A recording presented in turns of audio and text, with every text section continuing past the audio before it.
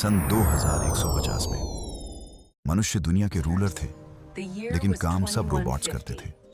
Policing, nursing, farming, cleaning, building, transporting. Machines दिन रात काम करती थीं और ह्यूमंस बस सुपरवाइज करते थे। नियॉन लाइट से चमकते एक बड़े फ्यूचरिस्टिक शहर में, जहां ड्रोन्स और ऑटोमेटेड टैक्सीज हवा में गुजरती रहती थीं, वहीं एक छोटी सी अपार्टमेंट बिल्डिंग में रहते थे जॉन, एक थके हुए रोबोट मैकेनिक, और उसका 10 साल का बेटा काई। कई साल पहले एक कार एक्सीडेंट में काई की मां चली गई थी। उस हादसे ने सिर्फ एक इंसान नहीं बल्कि घर की खुशियां छीन ली थी। टेक्नोलॉजी हर जगह थी, लेकिन दिलों में खालीपन था। काई को रोबोट्स बहुत पसंद थे। उसका सपना था कि उसके पास भी अपना एक रोबोट हो, लेकिन जॉन वो उसे अफोर्ड नहीं कर सकता था।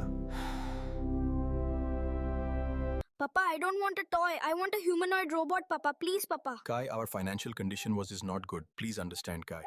हर दिन काई अपनी छोटी सी उम्मीदों के साथ कहता, डैड प्लीज, सबके पास अपना रोबोट फ्रेंड है, मेरे पास क्यों नहीं?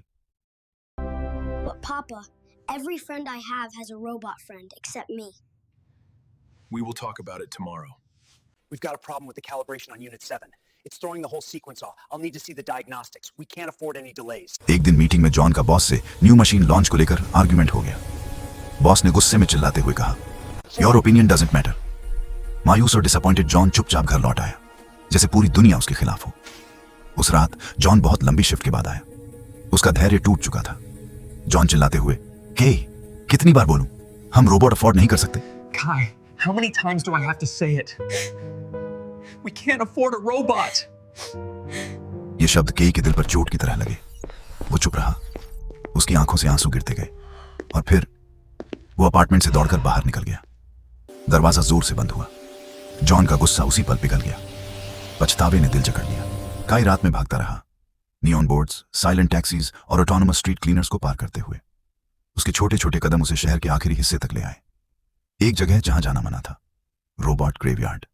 जंग लगे ब्रोकन मशीन्स, टूटे वायर्स और डेड रोबोट्स के एम्प्टी ग्लास आइज। काई डरते हुए अंदर गया। फिर एक फेंट ग्लो। वो उत्सुक होकर मेटल हटाने लगा और वहां एक छोटा सिल्वर रोबोट पड़ा था। उसकी सॉफ्ट ब्लू आइज धीरे धीरे ऑन हो रही थी। छाती पर लिखा था, mark 59, companion robot, emotional intelligence model. फिर एक नरम आवाज आई, हेलो, आर यू हर्ट? काई की सांस रुक गई। तुम अलाइव हो? I am operational, do you need a friend? काई की आंसू भरी आंखों में पहली बार मुस्कान आई।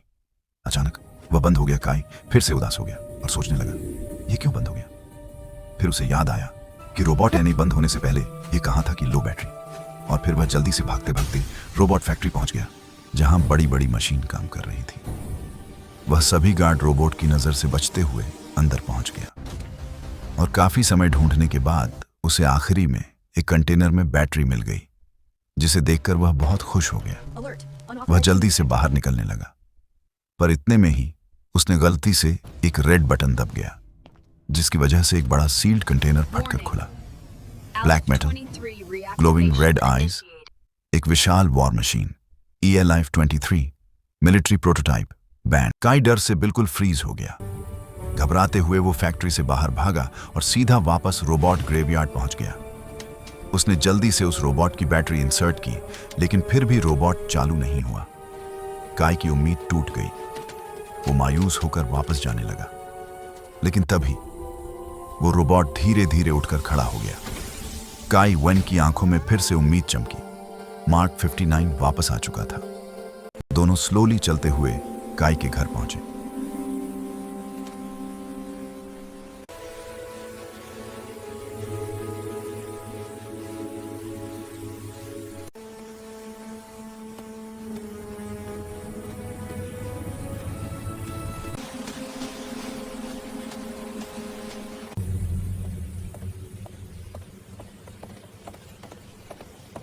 बिल्डिंग में एंट्री करके वे लिफ्ट से ऊपर गए।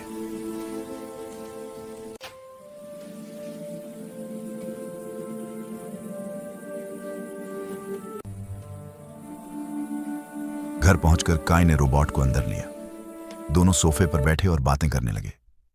काई ने टीवी ऑन किया और स्क्रीन पर ब्रेकिंग न्यूज दिखाई दी।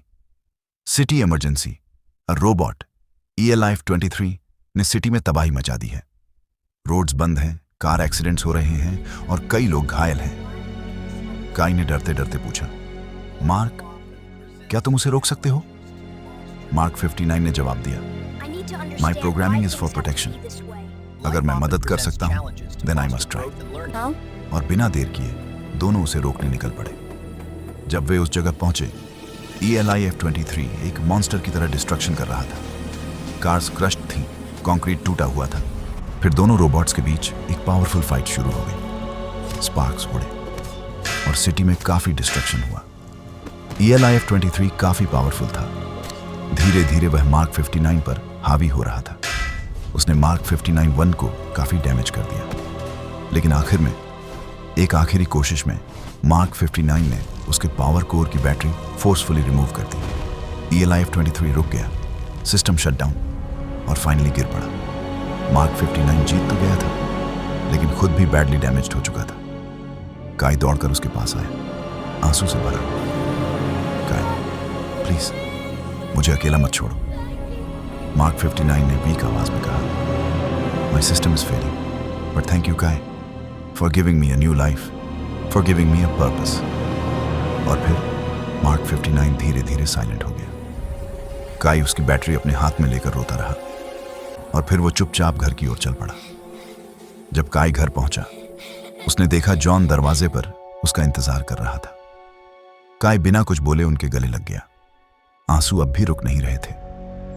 जॉन ने उसे कसकर पकड़ा और कहा, गलती मेरी थी काई, मुझे तुम पर चिल्लाना नहीं चाहिए था। फिर जॉन मुस्कुराया और बोला, मेरे पास तुम्हारे लिए एक गिफ्ट है। काई ने गिफ्ट देखा। वो एक ह्यूमनॉइड रोबोट था, सुंदर, नया, चमकता हुआ। काई खुश तो था, लेकिन उसका दिल मार्क 59 के लिए रो रहा था। उसने एक फैसला किया। उसने मार्क 59 की बैटरी उस नए ह्यूमनॉइड रोबोट में डाल दी।